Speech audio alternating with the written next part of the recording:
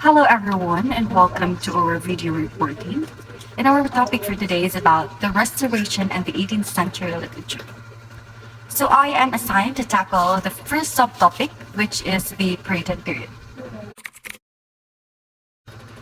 So now, let's start talking about the Puritan period. The Puritans were members of a religious reform movement known as Puritanism that arose within a Church of England in the late 16th century. They believed that the Church of England was too similar to the Roman Catholic Church and should eliminate ceremonies and practices not rooted in the Bible. The Puritans are basically the second wave of Englishmen that arrived in America. They arrived in America in the year 1629 to 1630. Similar to the Pilgrims, the Puritans did not agree to the Anglican Church of England and wanted to find a place where they can establish a community, build on the teachings of the Bible, and where they will not be persecuted to their religious beliefs. Unlike the Pilgrims who viewed the Anglican Church as beyond saving and wanted to separate and build their own churches, the Puritans still believed that the church can still be saved and they wish to purify it. That's why they are called Puritans. So, the difference between Pilgrims and Puritans, all Pilgrims are Puritans, but not all Puritans are Pilgrims. So let me put it this way. Basically, the Pilgrims will fall under the Puritans umbrella, but the Puritans were not separatists the way the Pilgrims were. In 1629, the Puritans built the Massachusetts of Bay Company and got a royal charter to build a colony in North America. Unlike the Pilgrims who need to go to Virginia Company of London to go to America, the Puritans formed their own company because the Puritans were predominantly wealthy people and have more resources. The Puritans did not struggle when they arrived primarily because they built everything they needed because of their wealthier status compared to other colonies. In 1630, John Winthrop was the leader of the Puritans during this time. He led 900 Puritans to America, landing in the north of Plymouth on what is today Boston.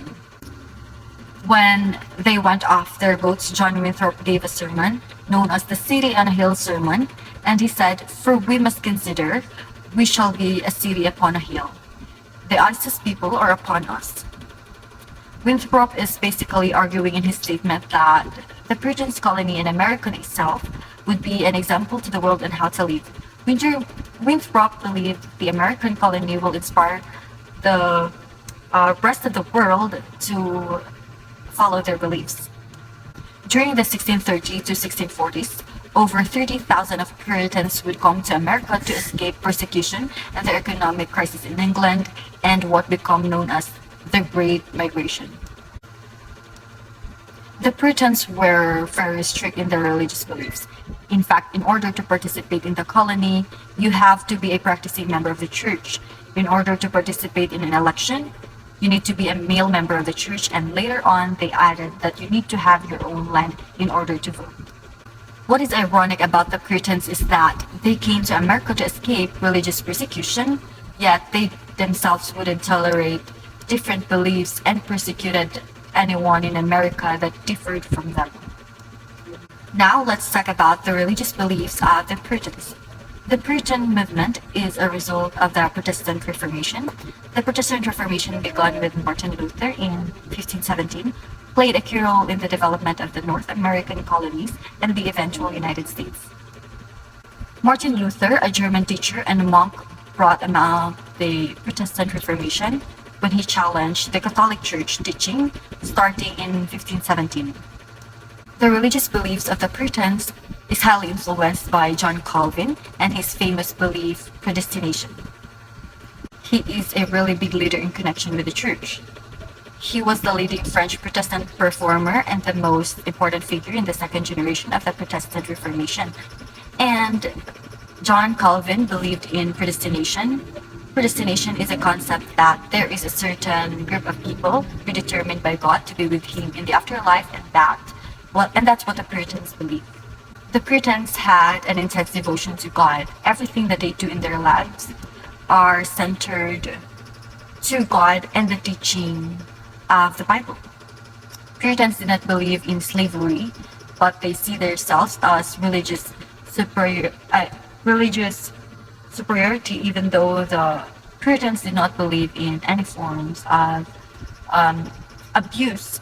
They see themselves in the higher status compared to other groups because of their religion.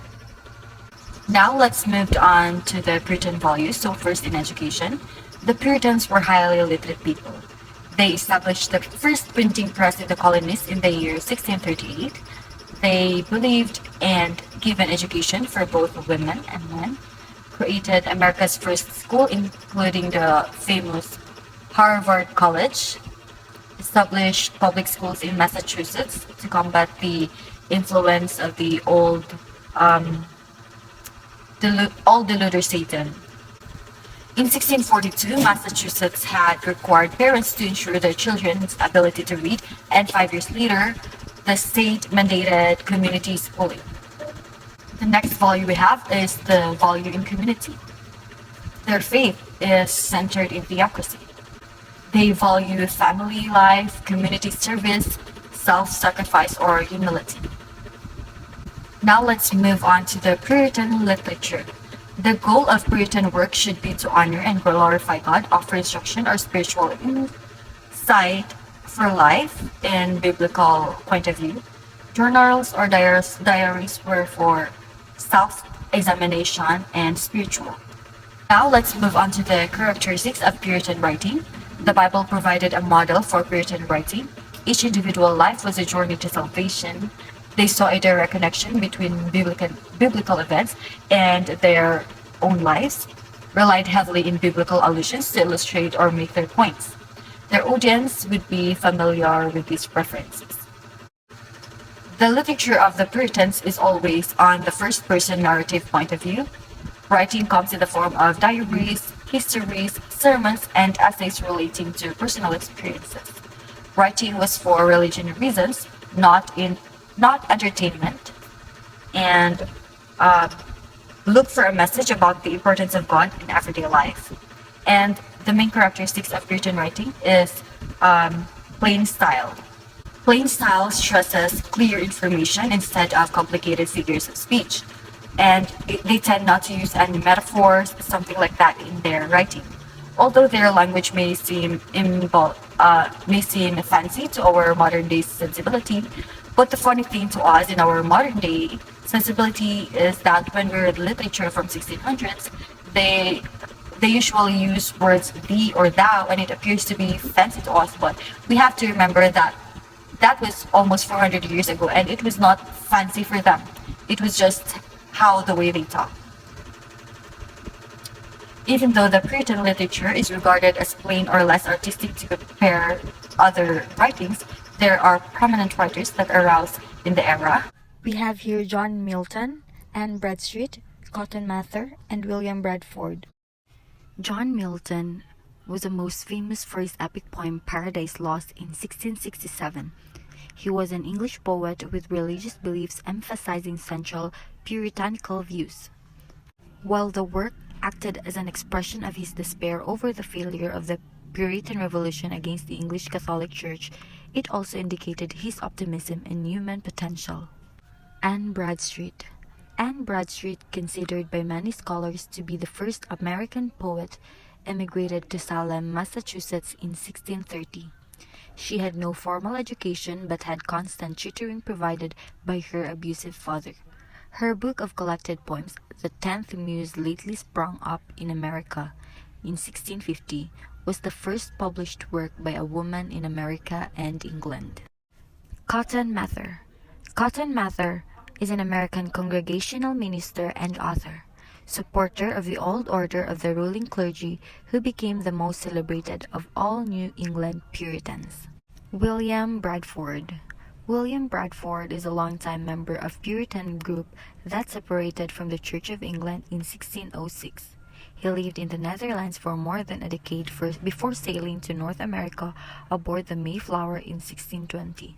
He served as governor of Plymouth Colony for more than 30 years, chronicling his experiences in a journal that became the authoritative account of the Pilgrims and Plymouth Colony. That's all for the Puritan period. Thank you for watching.